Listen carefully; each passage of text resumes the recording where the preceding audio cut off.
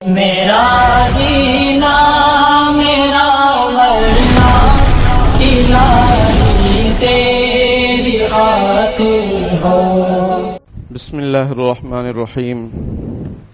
الحمد للہ وکفی وسلام علی عباده الذین اصطفى، اما بعد، اعوذ باللہ من الشیطان الرجیم، بسم اللہ الرحمن الرحیم۔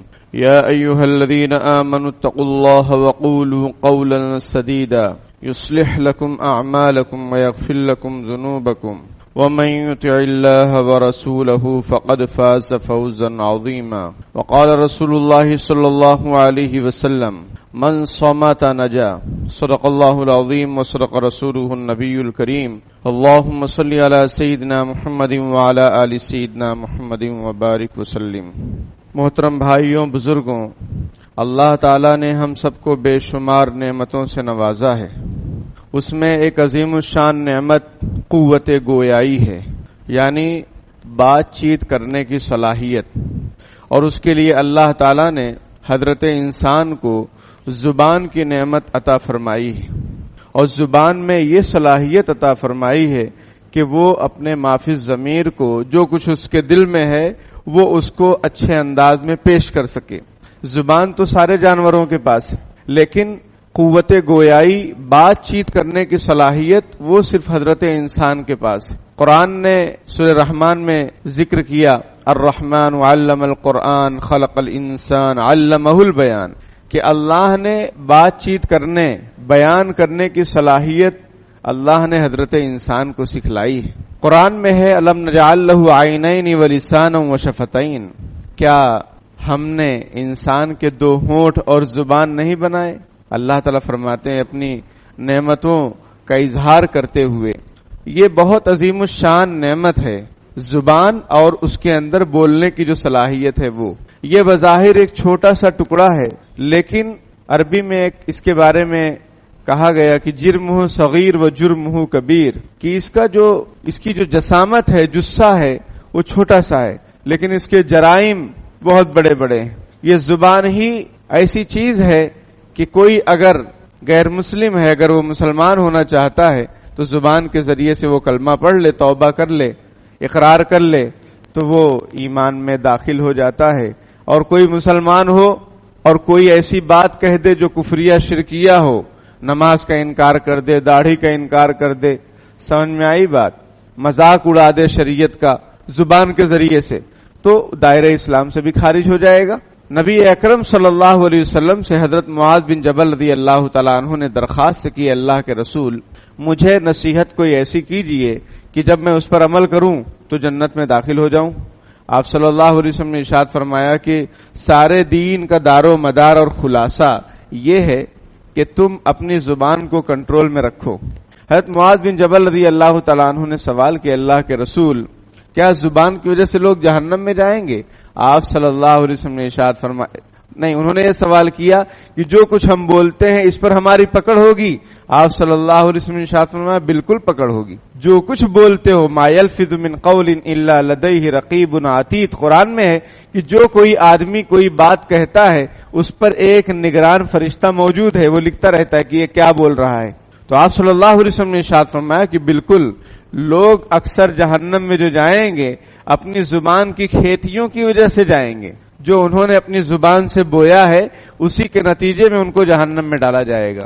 آپ صلی اللہ علیہ وسلم نے عورتوں کے مجمع میں خطاب فرمایا کہ اے عورتوں صدقہ خیرات کرو، میں نے جہنم میں اکثر عورتوں کو دیکھا۔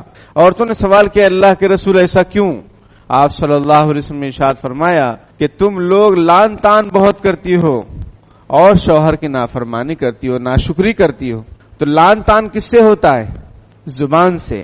تو زبان سے لان تان کرنے کی وجہ سے حضور نے فرمایا کہ میں نے اکثر عورتوں کو جہنم میں دیکھا ہے، جہنم میں اکثر عورتوں کو دیکھا ہے، اکثر عورتوں کو جہنم میں نہیں، جہنم میں اکثر جو پبلک ہے اس میں لیڈیز زیادہ ہیں۔ کیوں؟ اس لیے کہ زبان سے لان تان بہت کرتی۔ آپ صلی اللہ علیہ وسلم کو بتلایا گیا کہ اللہ کے رسول ایک عورت ہے، بہت عبادت گزار ہے، بہت تہجد گزار ہے، لیکن اس کی زبان سے اس کے اڑوس پڑوس والے محفوظ نہیں ہیں، وہ تکلیف بہت دیتی ہے اس زبان سے۔ آپ صلی اللہ علیہ وسلم نے ارشاد فرمایا کہ وہ عورت جہنم میں جائے گی۔ میرے بھائیوں بزرگوں، اللہ پاک نے ہمیں یہ عظیم الشان نعمت عطا فرمائی ہے، آج ہم اس کا کیسا استعمال کر رہے ہیں؟ دھڑلے سے استعمال کر رہے ہیں، جو کچھ منہ میں آتا ہے ہم کہہ دیتے ہیں، پرواہ نہیں کرتے کہ اس کا انجام اور اس کا نتیجہ کیا ہوگا۔ اکثر طلاقیں جو آج پڑ رہی ہیں اس کی وجہ یہ ہے کہ غصے میں شوہر آیا اور اس کو کنٹرول نہیں رہا اور اس نے 3 بولی بول دیا۔ اب کہتا ہے کہ اگر تم جاؤ گی تو میں زہر کھا لوں گا۔ ارے تو زہر کھا، کچھ بھی کھا، یہ عورت تیرے لیے اب حرام ہو گئی۔ 3 طلاق ہونے کے بعد یہ پہلے شوہر کے لیے ابھی حلال نہیں رہی، رجوع کی کوئی شکل نہیں ہے جب تک کہ وہ شرعی جو تقاضے ہیں اس کو پورے نہ کیے جائیں۔ تو یہ کیسے ہو رہا ہے؟ زبان سے۔ زبان کنٹرول میں ہی نہیں ہے۔ اور ہماری نئی نسل کا تو کیا پوچھنا، اور ان کے والدین کی حالت پر کتنا افسوس کیا جائے اتنا کم ہے، جتنا افسوس کیا جائے اتنا کم، کہ آج کی نئی نسل کی زبان پر اتنی گالیاں کہ اللہ کی پناہ۔ آتے جاتے کانوں میں آواز پڑتی ہے، چھوٹے چھوٹے بچے ایسی فحش گالیاں دیتے ہیں کہ اللہ کی پناہ۔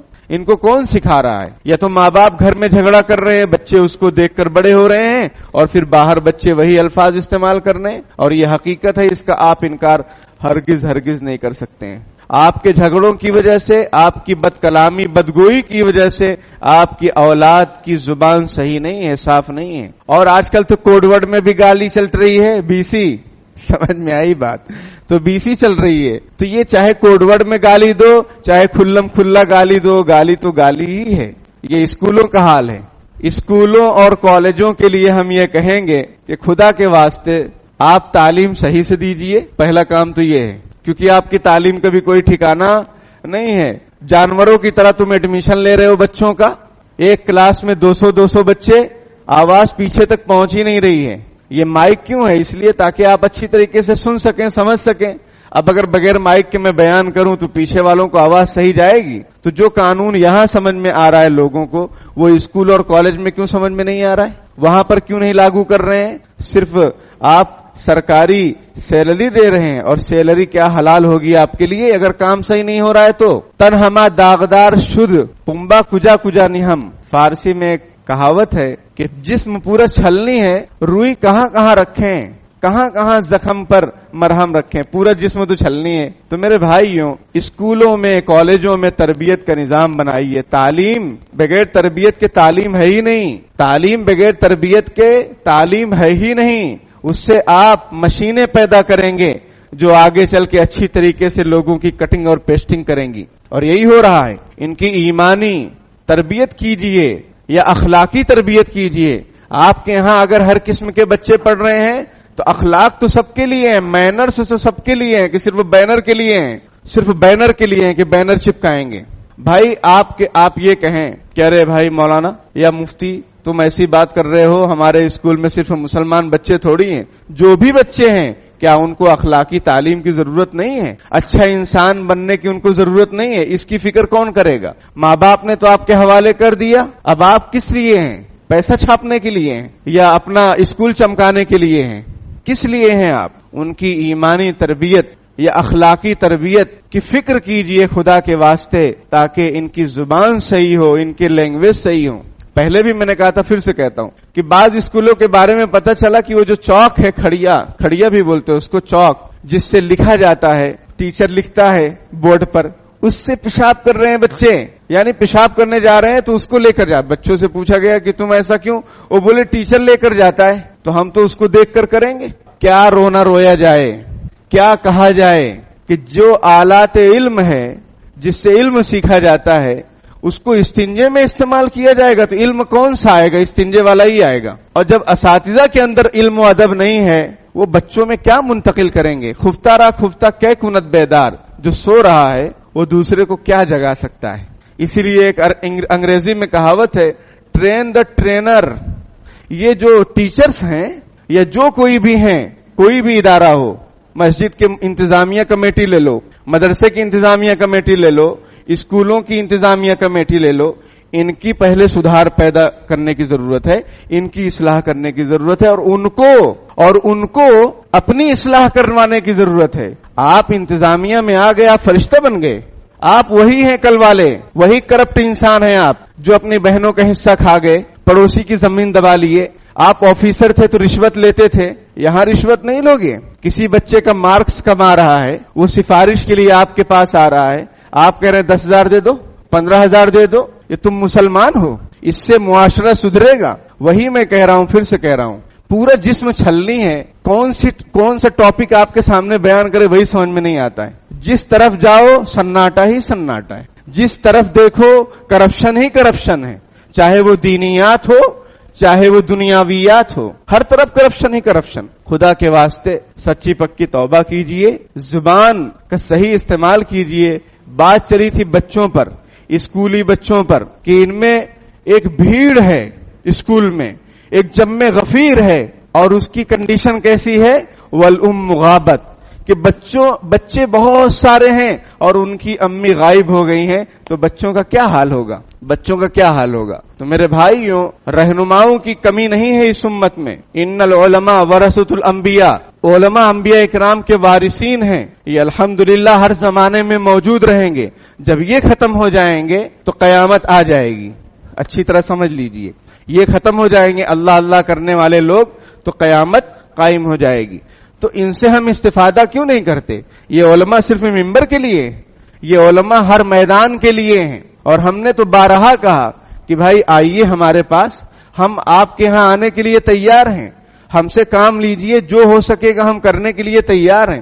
لیکن کسی کو فرصت اور ٹائم نہیں ہے. پورا گرمی کا یہ جو چھٹیوں کا سیزن ہے گزر جانے والا ہے, لیکن کوئی ایسا پروگرام جس میں ہمارے بچوں اور بچیوں کی ایمانی اخلاقی تربیت کا ایک نظام بنے, ایک سمر کیمپ ہو, ایک سیمینار ہو, کسی کو توفیق نہیں ہے.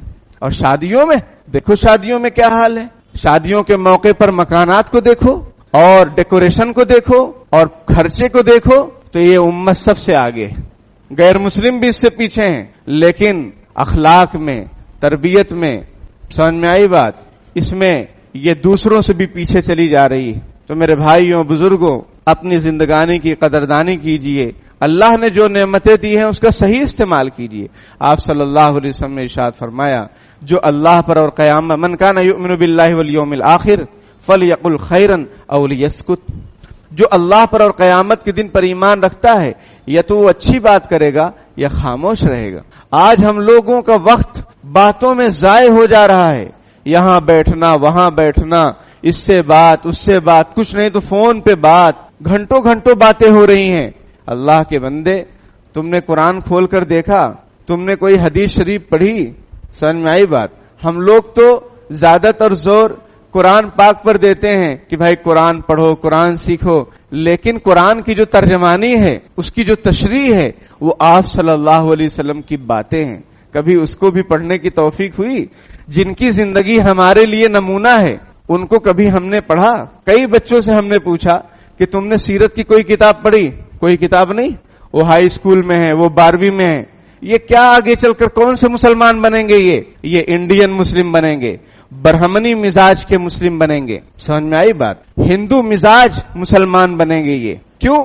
اس لیے کہ ان کے سامنے جو دکھتا ہے وہی بکتا ہے, جو ماحول ہوتا ہے وہ آدمی کے اندر اثر کرتا ہے. انہوں نے کبھی کتابوں سے دوستی کی ہی نہیں, انہوں نے سیرت نہیں پڑھی, صحابہ کرام کو یہ جانتے نہیں, صحابیات کو ہماری بچیاں جانتی نہیں, تو وہ ہمارے فیور میں کہاں رہیں گی؟ وہ اسلام کے دامن سے وابستہ کیسے رہیں گی؟ وہ تو جو دکھ رہا ہے, جس کا فیم چل رہا ہے, اسی میں بہہ جائیں گی, اسی میں بہہ جائیں گے, اور اسی میں بہہ رہے ہیں. لڑکوں کے بال دیکھو, ان کے حال دیکھو, ان کی چال ڈھال دیکھو, ان کی بول چال دیکھو, سب کافرانہ, مشرکانہ, سب عجیب انداز سے. اتنی گالیاں چھوٹے چھوٹے بچے کھیل کود میں دے رہے ہیں. ان کے ماں باپ ہیں یا نہیں ہیں؟ لیس الیتیم من مات والدہ بل الیتیم یتیم العلم والادب. یتیم وہ نہیں ہے کہ جس کے والد کا انتقال ہو جائے, در حقیقت یتیم وہ ہے جو ادب تہذیب سے محروم ہو, وہ یتیم ہے. آج ہمارے بچے ماں باپ ہونے کے باوجود یتیمی کی زندگی گزار رہے ہیں, کیونکہ نہ ابا کو ٹائم ہے نہ اماں کو ٹائم. سب اپنی اپنی دنیا میں مست ہیں، ابا کمانے میں مست ہیں، اماں موبائل میں مست ہیں، بچے کھیل کود میں مست ہیں، زندگی گزر رہی ہے۔ میرے بھائیوں، یہ چند دن کی زندگی ہے، پھر آخرت ہے، وہاں ہمیشہ ہمیشہ کی زندگی ہے اور حساب کتاب دینا ہوگا۔ اپنے ماتحتوں کے بارے میں سوال کیا جائے گا، تمہارے ماتحت میں، تمہارے انڈر میں تمہارے بیوی تھے، بچے تھے، تم نے ان کی کیا تربیت کی؟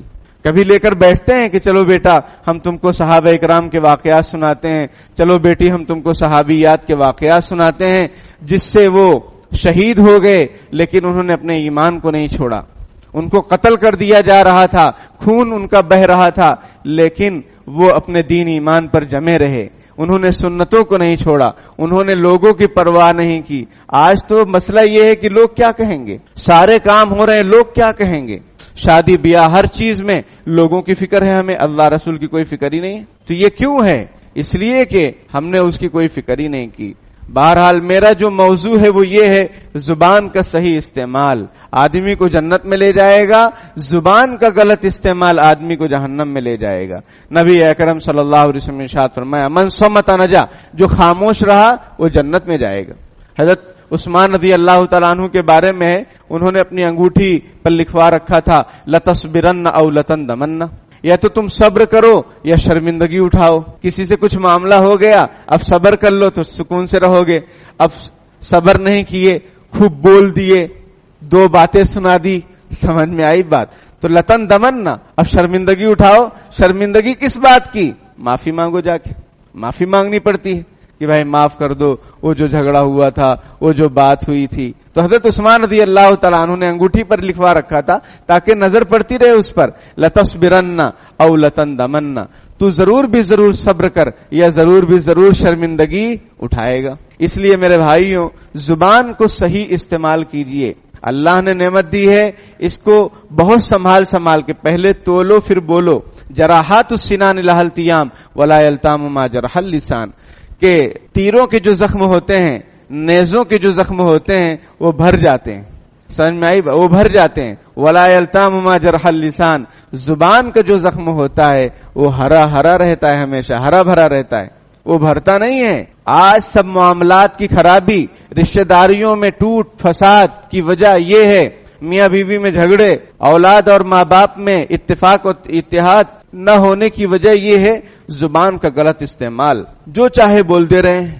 اب سامنے والے کو برا لگ رہا ہے نہیں لگ رہا، اس کی کوئی پرواہ نہیں کر رہے ہیں۔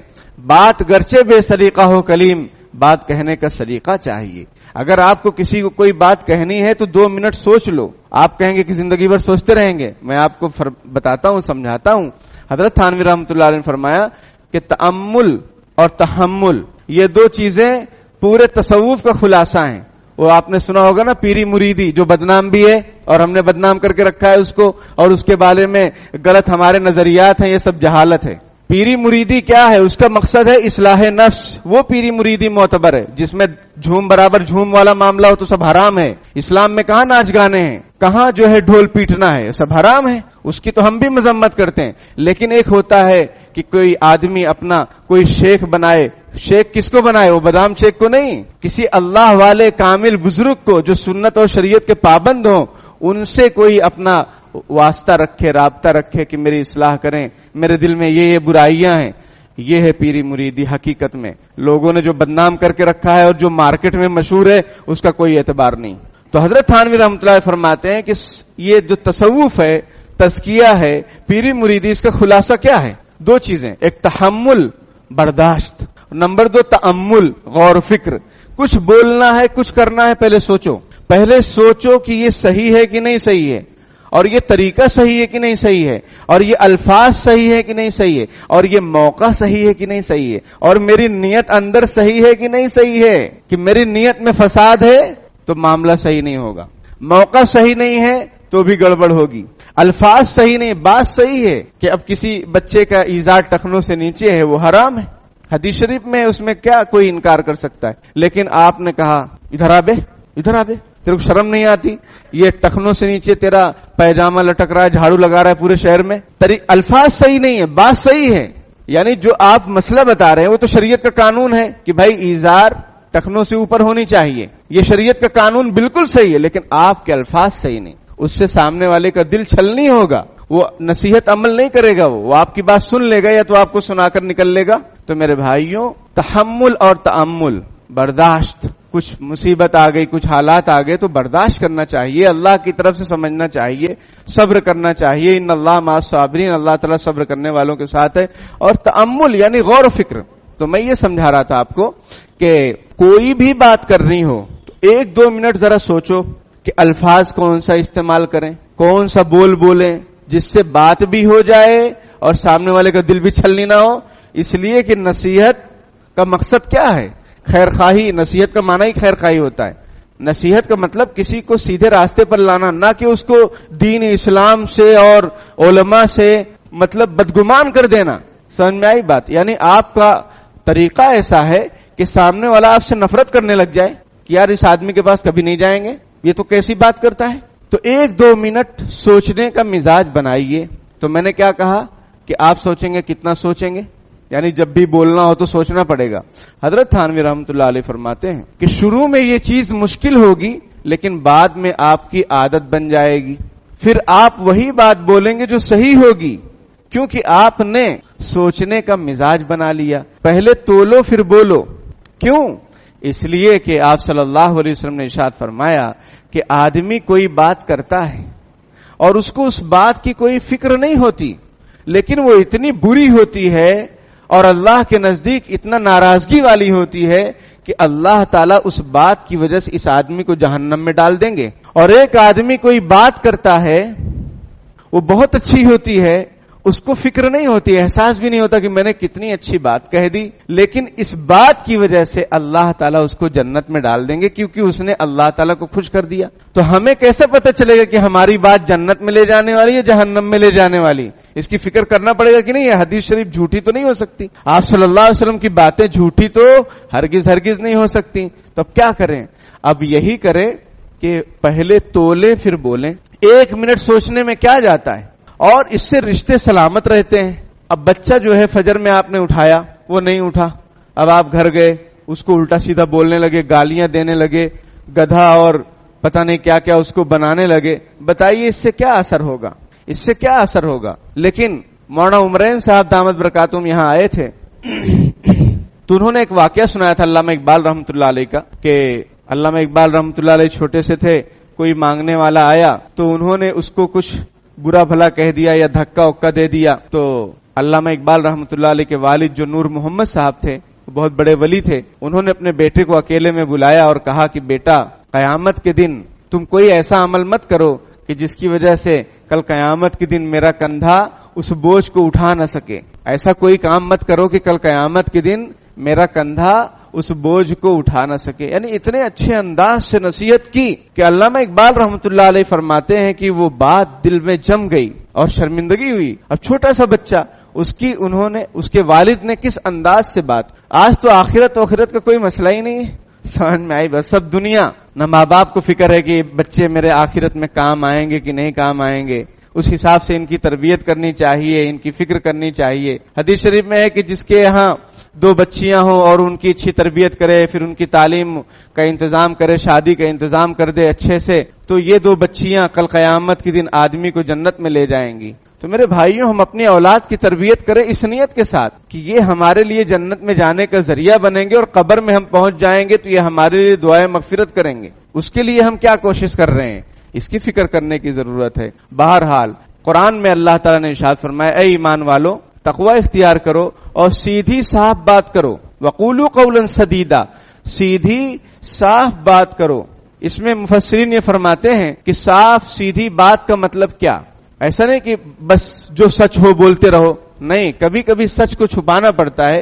کیسے؟ اس کی مثال، آپ نے کسی کو گناہ کرتے ہوئے دیکھا، نظر پڑ گئی کوئی گناہ میں مبتلا ہے، تو اب آپ نے جو دیکھا وہ سچ ہے کہ نہیں سچ ہے، لیکن کیا آپ کے لیے اجازت ہے کہ آپ کسی دوسرے کے سامنے اس سچ کو بیان کریں؟ جائز نہیں، کیونکہ وہ کیا ہوگا؟ وہ غیبت ہو جائے گی. اور غیبت کیا ہے؟ الغیبت اشد من الزنا، غیبت زنا سے بھی خطرناک گناہ ہے. ایحب احدکم ان یاکل لحم اخیہ میتا فکرہتموہ ولا یغتب بعضکم بعضا. قرآن کہتا ہے ایک دوسرے کی غیبت مت کرو. کیا تم میں سے کوئی یہ پسند کرتا ہے کہ اپنے مردار بھائی کا گوشت کھائے؟ ایک تو بھائی، وہ بھی مردار، اس کا گوشت کھانا کوئی پسند کرتا ہے؟ نہیں کرتا، تو غیبت کیوں کرتے ہو؟ یہ قرآن کہتا ہے۔ اور غیبت کس سے ہوتی ہے؟ زبان سے ہوتی ہے۔ ایک مرتبہ حضرت عائشہ رضی اللہ تعالی عنہا نے نبی اکرم صلی اللہ علیہ وسلم کے سامنے فرمایا حسبک من صفیہ کذا و کذا، کہ آپ کے لیے تو صفیہ کافی ہیں اور وہ ایسی ہیں اور ویسی ہیں۔ ایسی ویسی کا مطلب وہ جو ہے پستہ قد تھیں، ان کی ہائٹ کم تھی۔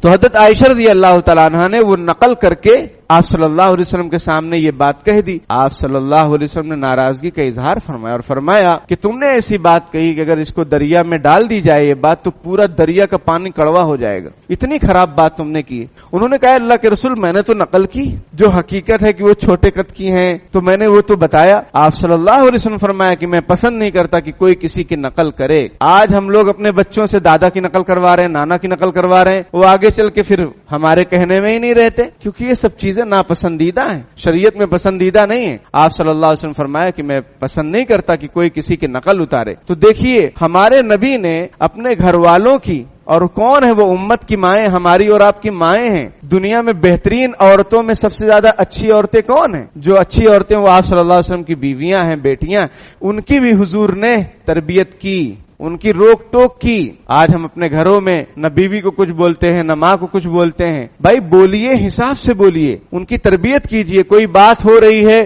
غیبت ہو رہی ہے، کسی نے لکھا بڑی اچھی بات کہ غیبت اور چغلی ہماری مجلسوں سے نکال دیں تو صرف خاموشی بچے گی، غیبت اور چنگلی نکال دی جائے تو ہماری مجلسوں سے تو کیا بچے گا؟ صرف خاموشی، کیونکہ کوئی ٹاپک ہی نہیں ہے۔ تو میرے بھائیوں بزرگوں، زبان کا صحیح استعمال کیجئے۔ اللہ نے یہ نعمت عطا فرمائی ہے، آپ اس سے دلوں کو جیت بھی سکتے ہیں اور دلوں کو توڑ بھی سکتے ہیں، رشتے کو برقرار بھی رکھ سکتے ہیں اور رشتے کو ٹکڑے ٹکڑے بھی کر سکتے ہیں۔ یہ آپ کے اختیار میں ہے زبان کے ذریعے سے۔ اور زبان کا جو زخم ہوتا ہے وہ ہمیشہ تازہ رہتا ہے۔ آپ معافی مانگ لیں 10 مرتبہ، لیکن جو آپ نے کڑوی کسیلی بات کہی وہ دل میں آتی رہتی ہے، یاد آتی رہتی ہے، اس سے آدمی کو تکلیف بھی ہوتی۔ تو اس لیے میرے بھائیوں اس نعمت کا صحیح استعمال کیجئے، اس کے برے استعمال سے اللہ کی پناہ چاہیے، توبہ کیجئے، سوچ کر بولیے، تول کر بولیے۔ اللہ تعالیٰ کہنے سننے سے زیادہ عمل کی توفیق عطا فرمائے، زبان کا صحیح استعمال کرنے کی توفیق عطا فرمائے۔ آمین وآخر دعوانا الحمدللہ رب العالمین۔ بسم اللہ الرحمن الرحیم، اللہم صلی علی سیدنا محمد وعلی آل سیدنا مولانا محمد وبارک وسلم۔ ربنا آتنا فی الدنیا حسنۃ وفی الآخرۃ حسنۃ وقنا عذاب النار، رب ارحمہما کما ربیانی صغیرا، ربنا اغفر لی ولوالدی وللمؤمنین یوم یقوم الحساب، اللہم حاسبنا حسابا یسیرا، رب اغفر وارحم وتجاوز عما تعلم انك انت العز الاکرم، رب اغفر وارحم وانت خیر الراحمین۔ پیارے اللہ، ہم ظاہر میں آپ کے بندے، حقیقت میں نہایت گندے ہیں۔ پیارے اللہ، ہمارے دلوں کی گندگی کو دور فرما دیجئے، ہمیں بندگی کا سلیقہ عطا فرما دیجئے، شرمندگی والے کاموں سے ہماری حفاظت فرما دیجئے۔ پیارے اللہ، آپ نے بہت ساری نعمتیں عطا فرمائی ہیں بے شمار، پیارے اللہ ان کی شکر گزاری کی توفیق عطا فرما دیجئے، ان نعمتوں کو صحیح استعمال کرنے کی توفیق عطا فرما دیجئے، گناہوں کے کاموں سے ہماری حفاظت فرما دیجئے، گناہوں کی نفرت ہمارے دلوں میں ڈال دیجئے، زبان کا بے جا استعمال کرنے سے ہماری حفاظت فرما دیجئے۔ پیارے اللہ، زبان کے اس طرح سے استعمال کرنے کی توفیق عطا فرمائیے کہ ہم جنت میں جانے والے بن جائیں۔ ہر ایسے استعمال سے ہماری حفاظت فرما لیجئے جس سے جہنم کا فیصلہ ہو جائے۔ پیارے اللہ، ہم جہنم سے پناہ چاہتے ہیں، پیارے اللہ آپ کی پناہ چاہتے ہیں جہنم سے، ہماری اور پوری امت مسلمہ کی جہنم سے حفاظت فرما لیجئے۔ پیارے اللہ، جنت میں جانے والے کام کرنے کی توفیق عطا فرما دیجئے۔ پیارے اللہ، ہمارے مرحومین کی مغفرت فرما دیجئے، ان کے درجات کو بلند فرما دیجئے، جو بیمار ہیں ان کو شفاء کاملہ عاجلہ مستمرہ دائمہ نصیب فرما دیجئے، جو مقروض ہیں غیب سے ان کے قرضوں کی شکلیں پیدا فرما دیجئے۔ پیارے اللہ، جو ناجائز قید و بند میں پکڑے ہوئے ہیں، جکڑے ہوئے ہیں، باعزت انہیں رہائی نصیب فرما دیجئے۔ پیارے اللہ، جو پریشان حال ہیں ان کی پریشانیوں کو دور فرما دیجئے، جو بے روزگار ہیں حلال پاکیزہ روزگار نصیب فرما دیجئے، سچائی اور امانت داری کے ساتھ کام کرنے کی توفیق عطا فرما دیجئے۔ پیارے اللہ، دھوکہ دینے اور دھوکہ کھانے سے ہماری حفاظت فرما لیجئے، ہمارے تینوں حرم پاک کی حفاظت فرما لیجئے، حاجیوں کے حج کو قبول فرما لیجئے، ان کے عمروں کو قبول فرما لیجئے، اور ہم سب کو بھی وہاں کی مقبول حاضری کی بار بار توفیق عطا فرما دیجئے۔ جزا اللہ عنا محمد صلی اللہ علیہ وسلم ما هو اہلہ برحمتک یا